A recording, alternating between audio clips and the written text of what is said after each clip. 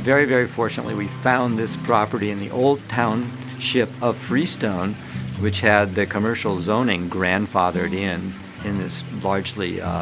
rural agriculture and residential area. So we were able to put our footprint down in a quiet, nice place, which is what we wanted to do. Now, this property had a really interesting history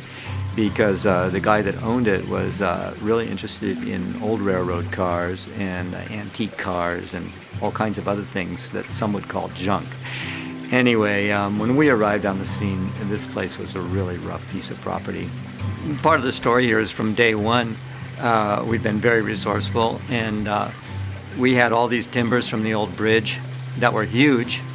and we remilled a lot of it and built the pagodas in the back of the property, and our sign and the enzyme bathtubs, and like a lot of the features that are unique to this place were actually built out of redwood that was the old bridge across the creek, including this structure here. Green has really been part of our story since day one. I come from a whole background of organic farming and gardening, so we have always looked at how we can be conservative, and we have to be here because we're in a very water short area. So we want to have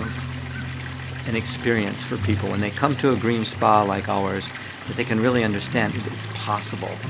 to live with a different footprint, to live with a different consumption pattern, to live with a different attitude about what constitutes a good life,